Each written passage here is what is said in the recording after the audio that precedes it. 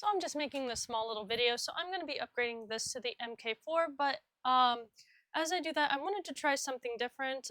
So there's a Nylock mod and the silicon mod, but supposedly in the MK4 they have a different type of spacer used. So I was thinking about maybe trying to upgrade those spacers, and this printer needed to be fixed anyways. And I bought this upgrade kit such a long time ago. I was a first day pre-order, but life happens.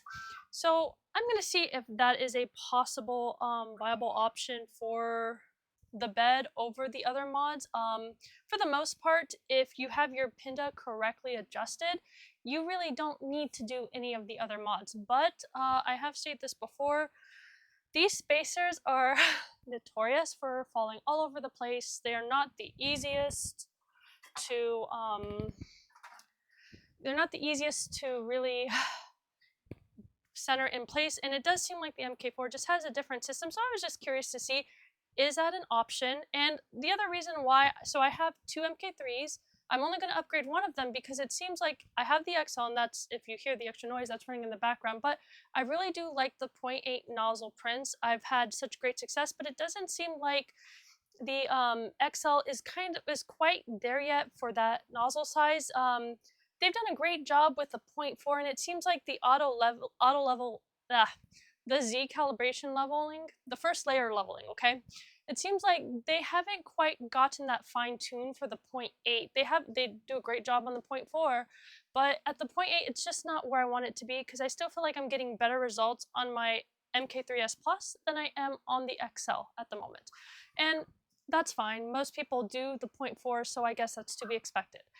But want to see if that's a viable option, and I might, if that is, see if I can get more of the spacers. I'm not sure if they're quite yet available because the MK4 is still quite as a new system. So I'm gonna just test it out, see how it works, and then go from there. And I'll probably do the steps and stages if anybody is interested. I know I don't have a lot of people who probably will ever watch this video, but you know, if anybody does ask for a video of some sort, I'll do it. I really just love knowledge for knowledge, and I love learning, and I love just teaching people whatever they want to learn about 3D printing or other things if, you know, they want to learn from me and they like my style of teaching. Well, there we go. So I'm going to get to it. I don't think that you want to watch me stumble and suffer over the this parts, but what I could do is maybe open the box for anybody who is interested with the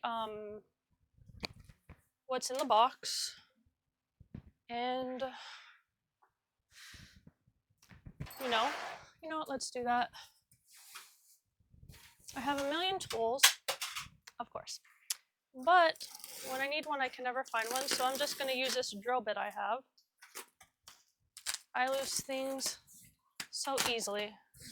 So let's open this. This is what you would get if you were a day one order.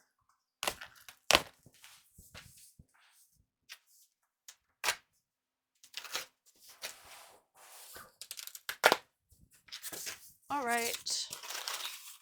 Yay to the gummy bears.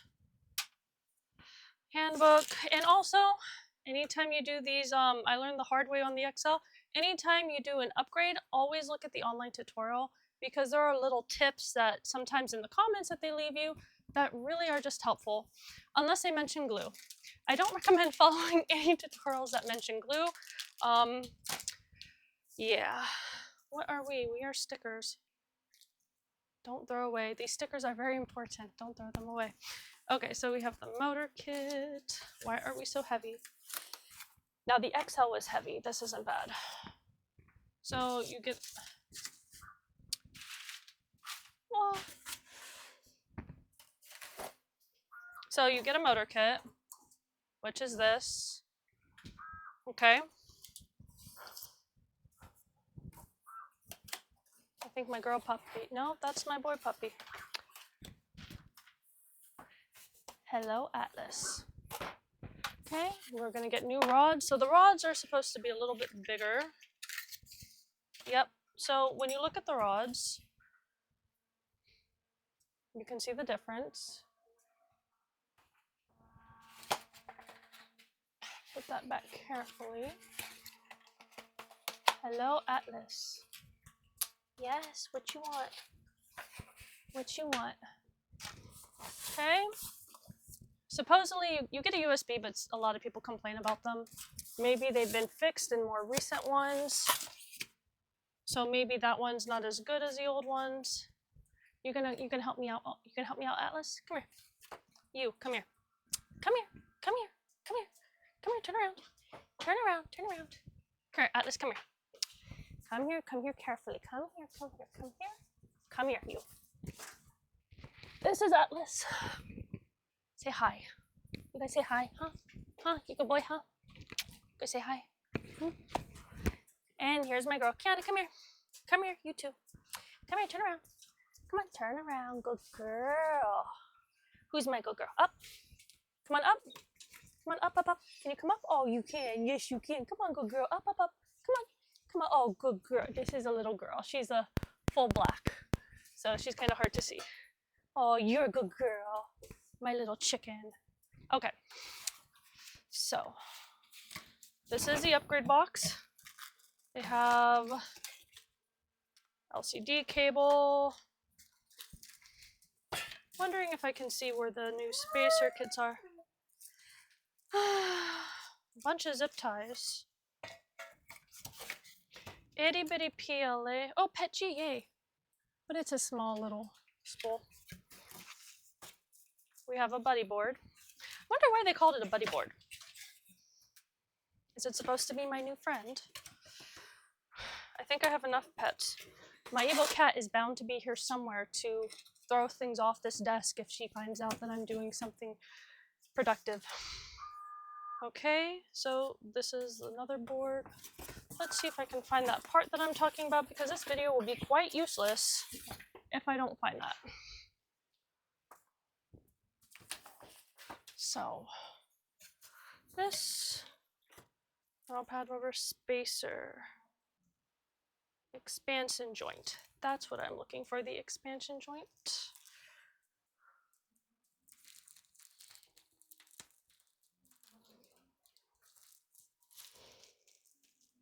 Okay, so these are just spares. Oh yay, another one. I will need this.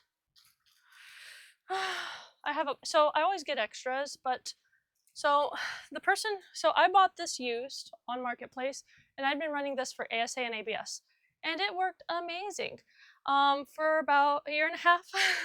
But I should have paid attention, because hidden in the wires, they did a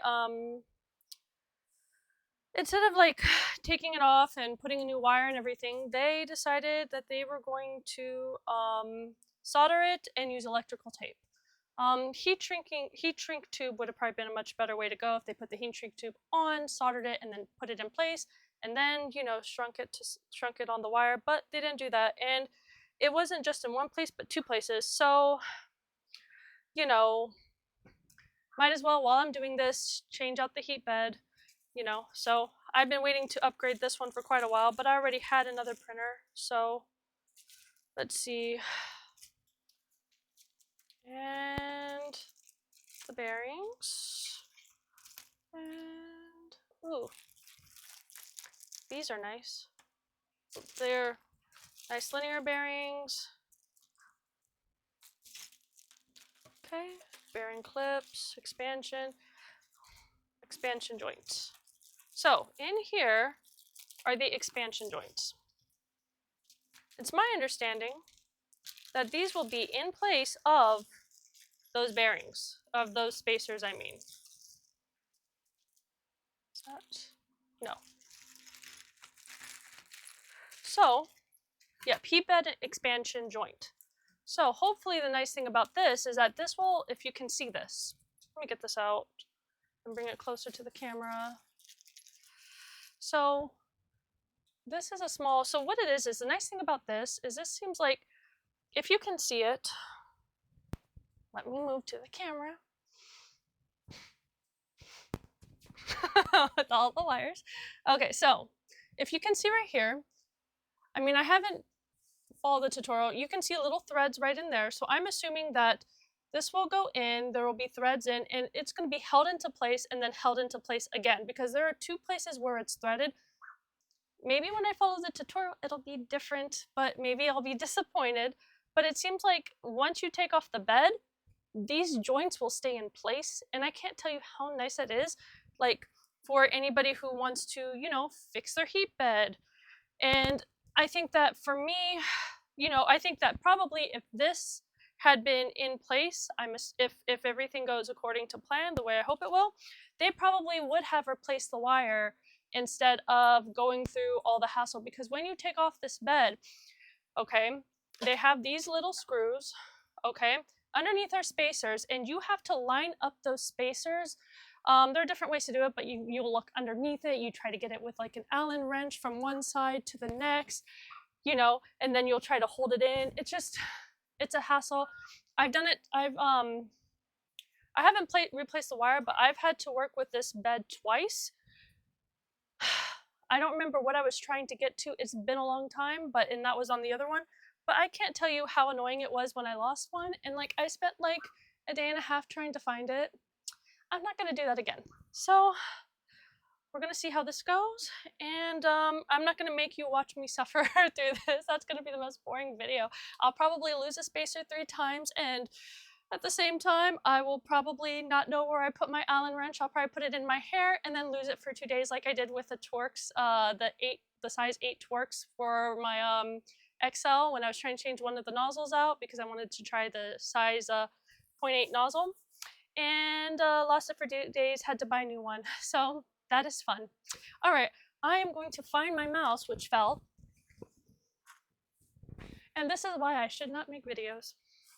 All right, so here we go, but I'm not gonna re-record this because I can't reopen the box from scratch again. So this is what I have, and happy printing. And or maybe you might see this you might see another video pasted to this. Who knows? I don't know yet. I'll see. All right, let's go.